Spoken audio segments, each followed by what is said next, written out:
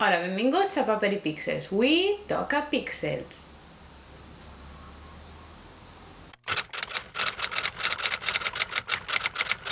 Disculpeu que avui no us puc ensenyar el meu lector de llibres electrònics perquè no el tinc a la mà, me l'he deixat, però sí que, com que tinc l'aplicació de Kindle instal·lada en el meu telèfon mòbil, puc usar el telèfon per ensenyar-vos la coberta del llibre que m'estic llegint, que és La noche que Frankenstein leyó el Quijote de Santiago Posteguillo.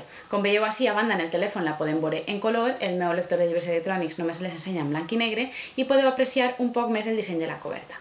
Santiago Posteguillo ha sigut nomenat escritor de l'any 2015, de manera que enguany probablement sentireu molt a parlar d'ell. Jo el vaig descobrir l'any passat, abans de reconèixer que no el coneixia de res. El vaig descobrir en el canal Las Palabras de Fa Orozco, per partida doble. Una perquè Fa parlava del llibre del qual jo parlaré avui i l'altra perquè tingué la sort d'entrevistar Santiago Posteguillo en persona.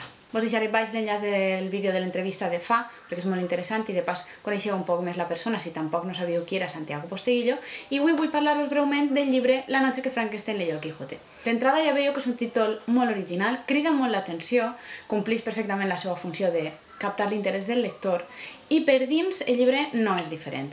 És un llibre que està dividit en capítols molt breus, és un llibre de no ficció, tot el que explica és verídic, són anècdotes reals, però està escrit com si fos un llibre de ficció, com si foren contes. A mi m'agrada que no pareix un llibre de no ficció. Quan es lleig, dona la sensació d'estar llegint un conte. Fa tota la narració, la descripció, l'ambientació dels personatges. El que passa és que coincideix que són personatges reals, però està escrit i narrat d'una manera que ens situa molt en la situació, ens trasllada a altres èpoques, ens ambienta molt bé. A mi m'ha agradat molt, com dic, com està escrit i la manera d'enfocar això. Si vos agrada el meu vídeo de curiositats literàries, vos en torno a posar l'enllaç baix. Este és un llibre que vos el recomano completament perquè segur que vos encanta. Està ple d'anècdotes literàries, de personatges, de novel·les, d'autors, de coses relacionades en general amb el món de la literatura. El primer capítol, per a tots els que em coneixeu i sabeu que tinc un blog que es diu L'Orde Alfabètic, homenatge a l'Orden Alfabètico de Juan José Millás, òbviament, sabreu que el primer capítol d'este llibre, si ja el coneixeu, em té robat el cor. Per què? Perquè el primer capítol és l'origen de l'Orde Alfabètic. Curiosament explica que, no vaig a donar moltes dades perquè m'interessa que ho llegiu, però em resulta molt curiós saber que la persona que originà o creà l'Orde Alfabètic, que utilitzem avui en dia, té un cognom que comença per la Z, que és el final de l'ordre alfabètic. I per a mi, no sé, saber aquesta dada, jo ara ho visualitzo molt com un cercle perfecte que es tanca i em resulta molt graciosa aquesta informació. Teniu coses des de quina és la relació, com diu el títol, del Frankenstein de Mary Shelley i del Quixot de Cervantes, teniu els problemes que tingué Jane Austen per a publicar en la seva època, com a causa de la guerra estiguem a punt de perdre la publicació de totes les obres de Raymond Chandler. Tenim també com estiguem a punt de perdre, a causa de la guerra, però d'una altra manera, totes les obres de Kafka.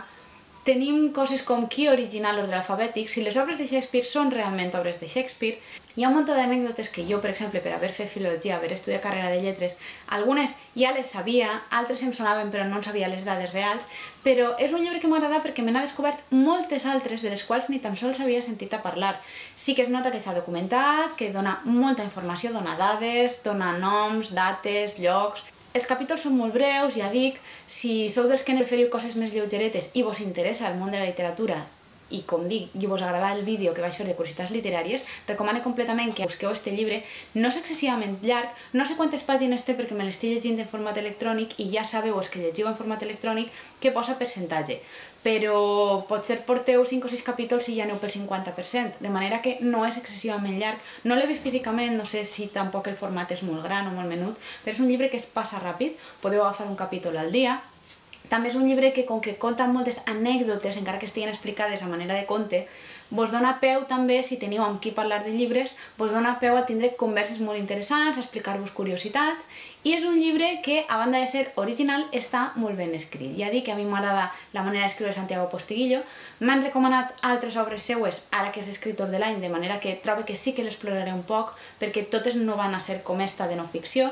Me n'han parlat ja d'alguns altres títols que m'han paregut interessants, de manera que veuré què tal els escriu o com ho enfoca, I m'agradaria veure també algun de ficció directament seu, com ell genera personatges. De manera que intentaré veure si realment he merescut ser l'escriptor de l'any.